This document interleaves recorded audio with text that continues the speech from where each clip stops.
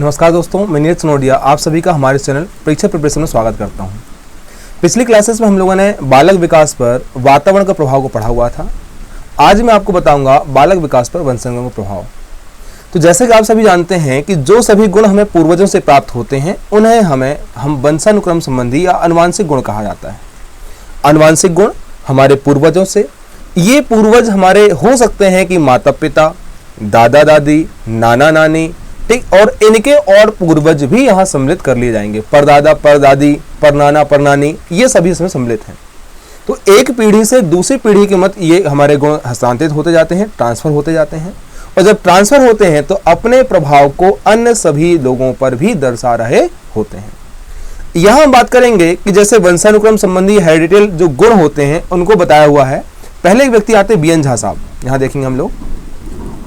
तो B N Jha साहब कहते हैं कि वंशानुक्रम व्यक्ति की जन्मजात विशेषताओं का पूर्ण योग है। जन्मजात विशेषताओं का पूर्ण योग बी एन झा के अनुसार है, वही बात करेंगे वुडवर्थ के अनुसार।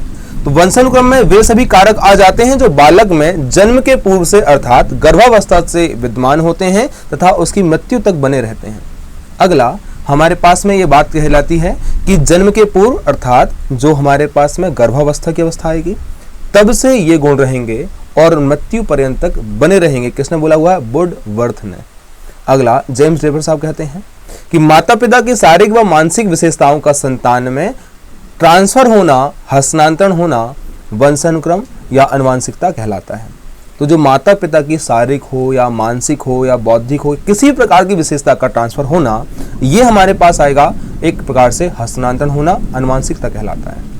यहां हम अगली बात करते हैं डिकमेयर साहब के अनुसार।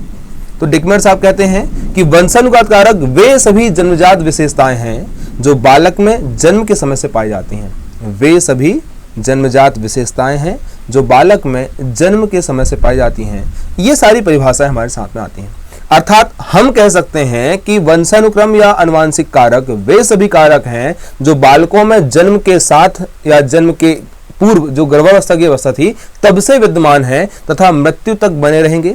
उसके आकार, रंग रूप तथा उसकी भौतिक विशेषताओं आदि सभी में इसका योगदान होता है।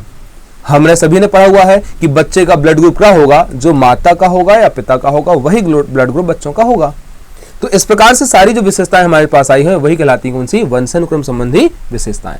अब देखते हैं भाई वंशानुक्रम कि पूर्वजों से प्राप्त गुण हैं उन्हें दर्शा रहे होते हैं। तो ये आनुवंशिक गुणों को ट्रांसफर कौन करता है साहब? तो क्रोमोसोम में विद्यमान जो जीन होते हैं ना वो इन्हें हस्तांतरित करते हैं। ठीक, तो क्रोमोसोम में विद्यमान जीन एक पीढ़ी से दूसरी पीढ़ी में हस्तांतरित होते हैं। तो मनुष्य में 23 जोड़े क्रोमोसोम होते हैं। कितने होते हैं? 23 पेयर्स ऑफ क्रोमोसोम यहां पर हैं, जिनकी संख्या कुल कितनी है? 46 है। ठीक, तो हम देखेंगे 22 जोड़े क्रोमोसोम मतलब 44 क्रोमोसोम सभी में समान होते हैं XX नाम से। और अगला जो हमारे पास में 23वां जोड़ा है वो कैसा होता है? भिन्न होता है और यह डिसाइड करता है लिंग को। प्रश्न पूछा जाएगा आप लोगों से, मनुष्य में कौन सा जोड़ा लिंग का निर्धारण करता है? तो हम बात करें 23वां जोड़ा। यहां पर हम बात करेंगे कि यदि XX है तो ये बन जाएगा कौन सा? आपका फीमेल बन जाएगा। वहीं XY है तो ये क्या बन जाएगा? मेल। देखते हैं जैसे नाना का XY, नानी का XX, दादा से आया कौन सा? XY, दादी से आया कौन सा? XX। तो यहां से अब ट्रांसफर होंगे तो यहां X और Y पिता मतलब मेल, यही X और X मतलब माता। यहां से जब ट्रांसफर होगा बच्चे में तो XX गुण यदि दिए जाते हैं तो ये हो जाता है फीमेल। इसी प्रकार से जब आ जाए XX और XY से, यहां माता पिता से, यहां से सारे वैसे आ गए हैं और ठीक उसके बाद यहां तक पहुंचेंगे तो कहलाता है XY। ये हमारे पास आ गया कौन सा? मेल। तो मेल और फीमेल, तो XY is equal to male होता है, XX is equal to female होता है।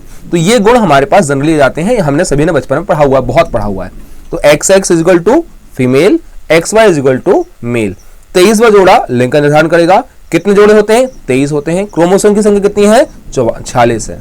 44 समान, ठीक। 46वां हमारे पास जो आपका 23वां जोड़ा होता है वो लिंग का निर्धारण करेगा।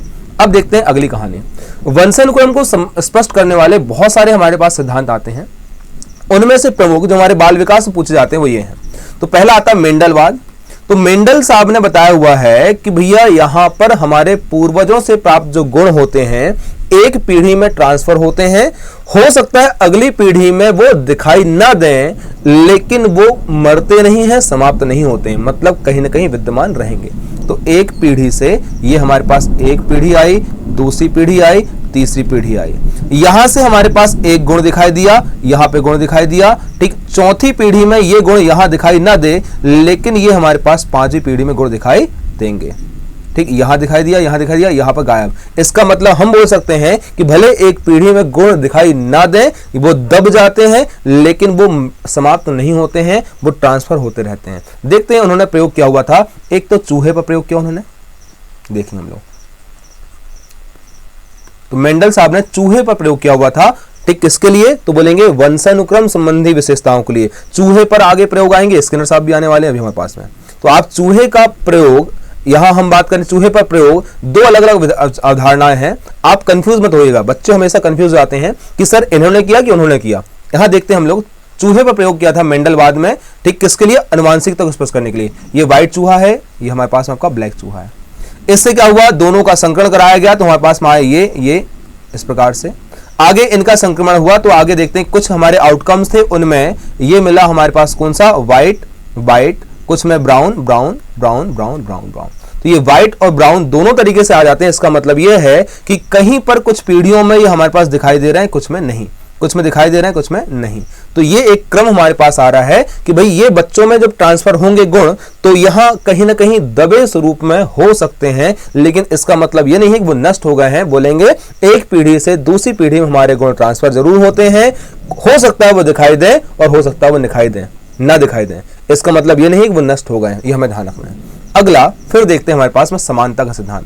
तो ये सिद्धांत कहता है कि भाई हमारे पूर्वजों से प्राप्त होने वाले गुण लगभग समान रहेंगे। जैसे माता पिता की हाइट ज्यादा है तो बच्चे की हाइट भी समानता है ज्यादा होती, इसे कहते हैं हम लोग कौन सा? समानता का नियम। माता पिता समानता सांवले रंग के हैं तो बच्चे भी समानता सांवले रंग के होते हैं, ये समानता का नियम कहता है। एक आता है विभिन्नता का नियम। तो यहां कहा गया भाई बच्चे कुछ मात्रा में भिन्नता लिए होते हैं अपने माता पिता से, पूर्णतः भिन्नता नहीं, कुछ मात्रा में भिन्नता लिए होते हैं, ये कहलाता है विभिन्नता के नियम। इसे हम देखेंगे इस प्रकार से कि जब यहां माता पिता में कोई गुण हो, जैसे कि लगभग जैसे ये भिन्नता भी यहां पर दर्शाई दे रही है। माता पिता यहां पर मैं लगभग मान लेते हैं कि कोई बुद्धिमान थे, बालक हमारे पास कम बुद्धिमान हो सकता है, ये हल्का सा भिन्नता वाला पॉइंट हो जाए। इसी प्रकार से आता है आपका प्रत्यागमन का सिद्धांत। तो ये प्रत्यागमन का सिद्धांत कहता है कि माता पिता से पूर्णतः विपरीत गुण पाए जाते हैं, उसे कहा गया है कौन सा? प्रत्यागमन का। इसे हमारे लॉरेंस साहब कहते हैं कि बहुत प्रतिभाशाली माता पिता के बच्चों में प्रतिभा होना तथा बहुत निम्न कोटि के माता पिता में बच्चों को प्रतिभाशाली होने की प्रवृत्ति प्रत्यागमन कहलाती है। मतलब बहुत प्रतिभाशाली बच्चों में माता पिता के बच्चों में प्रतिभा न होना तथा बहुत निम्न कोटि के माता पिता के बच्चों का प्रतिभाशाली होना, ये अपोजिट जो हमारे गुण आ रहे हैं वो कहला रहे हैं कौन से? लॉरेंस के अनुसार प्रत्यागमन कहलाता है। वहीं बात करेंगे अर्जित गुणों का संक्रमण सिद्धांत। तो आपने सभी ने सुना होगा भाई, एक जिराफ पर प्रयोग किया वाली कहानी बताई हुई है। तो कहा जाता है जिराफ पहले कैसे थे? नॉर्मल होते थे, ठीक, घोड़े के समान में। बाद में यहाँ पर पेड़ ऊंचे होते गए, उन्होंने लमाना शुरू किया गर्दन को, तो ज्यादा ऊंची गर्दन हो गई उनकी। तो अर्जित गुणों के संक्रमण का सिद्धांत किसने दिया था? लेमार्क साहब ने दिया हुआ था। और लेमार्क के अनुसार हमारे पास कहानी आती है कि व्यक्ति द्वारा अपने जीवन में जो कुछ भी अर्जित किया जाता है वह उनके द्वारा उत्पन्न किए गए व्यवहार के संक्रमित रूप में प्रदर्शित आते हैं। उन्होंने इस सिद्धांत को जिराफ के माध्यम से प्रस्तुत किया हुआ था। ठीक इसी प्रकार से हम कहेंगे जिराफ का सिद्धांत हमारे ऊपर भी लागू होता है। जैसे जिस अंग का आप प्रयोग अधिक करते हैं वो हमारे अंग क्या हो जाते हैं? लगभग मजबूत। जैसे इस हाथ, यदि लेफ्ट हैंडर है तो राइट हैंड में ज्यादा पावर नहीं रहेगी, लेफ्ट हैंड में ज्यादा रहेगी। इसी प्रकार से यदि कोई राइट हैंडर है तो राइट हैंड में ज्यादा पावर रहेगी, लेफ्ट हैंड में कम रहेगी। ये हमारे पास लेमार्कवाद कहानी आ जाती है। जैसे हमारे पास में पूंछ गायब हो जाना हमारे मनुष्य की, वो कहलाती है लेमार्कवाद। इसका यूज खत्म होते गया, इसका हमने यूज करना बंद कर दिया तो वो सीधी सी बात है आपका ये समाप्त हो गए, नए प्रकार के गुण हमको दिखाई देने लगे। इनके अलावा अगला एक और देखा जाता है हमारे पास गुणों में, वो सबसे और महत्वपूर्ण जाता है, जैसे प्रकृति वर्ण का सिद्धांत। ये दिया था डार्विन ने। ये हालांकि आवश्यकता नहीं है यहां पर मैं कि भाई गुण दिखाई दे रहे हैं, लेकिन फिर भी कहीं ना कहीं ये काम का हमारे पास एक बार प्रश्न पूछा हुआ था। बोले प्रकृति स्वयं योग्य व्यक्ति का चयन करती है, ये कहलाता कौन सा? प्रकृतिवाद। जो योग्य होगा वो सरवाइव करेगा, इसे हम कहते हैं सर्वाइवल ऑफ द फिटेस्ट। जो योग होगा वो सर्वाइव करेगा और जो योग नहीं है वो सर्वाइव नहीं करेगा, ये बात कही जाती है। जैसे बात करेंगे यहां पर मैं कि भाई जो मक्खी होती है एक बार में बहुत सारे अंडे देती है, यदि वो सारे मक्खी के अंडे जीवित रह जाएं तो क्या होने वाला है, पूरी पृथ्वी मक्खी से भर जाएगी। इसी प्रकार से मछलियों में भी देखा जाता है और हमारे पास अन्य जीवों में देखा जाता है। ठीक, तो ये आया कौन सा, प्रकृति वर्ग सिद्धांत, डार्विनवाद। अब इन सिद्धांतों के बाद अगला हम चलते हैं भाई मनुष्य पर क्या प्रभाव पड़ता है, बालक पर क्या प्रभाव पड़ता है इन सभी का। तो देखते हैं पहला, मूल शक्तियों पर प्रभाव। तो बोलेंगे बालक की मूल शक्तियां उसके वंशानुक्रम की देन होती हैं। जैसे थांडाई साहब ने कहा हुआ है कि मूल शक्तियों का प्रधान कारण क्या है, वंशानुक्रम। एग्जाम्पल लेते हैं घटोत्कच, माता हिडिंबा, पिता भीम, बालक और अधिक मात्रा में क्या हो जाता है, हस्तपुष्ट हो जाता है। ये कहानी हमारे पास एक आएगी। तो जैसे माता पिता की शक्तियां क्षमताएं रहेंगी वैसे ही कुछ शक्तियां क्षमताएं बालक में भी ट्रांसफर होती हैं, ये बात कही गई है। इसी प्रकार से शारीरिक संरचना प्रभाव, माता कालपेंसच आप कहते हैं, माता पिता की लंबाई कम या अधिक होती है तो उसी प्रकार बच्चे की लंबाई भी कम या अधिक होती है, शारीरिक संरचना प्रभाव पड़ा हुआ है, स्पष्ट है ये। ठीक, तो शारीरिक संरचना में जिस प्रकार के माता पिता के गुण होंगे लगभग रंग रूप आकार क्षमता आदि में माता पिता के गुण इसमें देखे जाएंगे। इसी प्रकार से अगला आता है प्रजाति की श्रेष्ठता पर प्रभाव। तो बोले प्राचीन काल से ही भारत में ब्राह्मण वर्ग को अधिक अन्य वर्ग में श्रेष्ठ माना जाता है क्योंकि एक प्रजाति है हमारे पास में। क्लिकबर्ग कहते हैं कि बुद्धि श्रेष्ठता का मूल कारण प्रजाति है और प्रजाति वंशानुक्रम को संबोधित कर रही होती है। बोले ये हमारे पास में एक वर्ग हो गया, उसके बाद के बच्चे, उसके बाद के बच्चे, उसके बाद के बच्चे, तो ये प्रजाति का श्रेष्ठता अपने आप में आ जाती है। ठीक, नेक्स्ट अगला हम चलते हैं व्यवसाय, बालक पर वंशानुक्रम का प्रभाव। तो बोले व्यवसायिक योग्यता का प्रभाव क्या रहेगा, यहां पर मैं अगले पॉइंट देखेंगे। तो व्यवसाय की योग्यता पर प्रभाव कैसे आया हुआ है, तो इसके अंदर हम बताना चाहेंगे कि व्यवसाय जैसे गणितीय क्षमता है, चिकित्सकीय क्षमता है, साहित्यिक क्षमता है आदि सभी, तो ये जैसे पूर्वज जो गुण कर रहे होंगे वैसे की वैसे ही हमारे पास में क्षमताएं बालकों में भी आती हैं।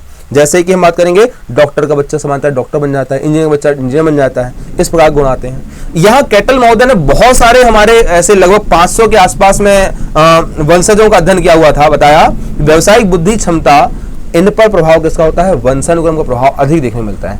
हालांकि प्रत्येक बार सही नहीं होगा और इसके कारण कई बार नेपोटिज्म नाम की कहानी आती है, भाई भतीजावाद हमारे पास में इस प्रकार से कहानी आती है, वो देखी जाती है लेकिन फिर भी कहीं ना कहीं ये सही देखी जाती है।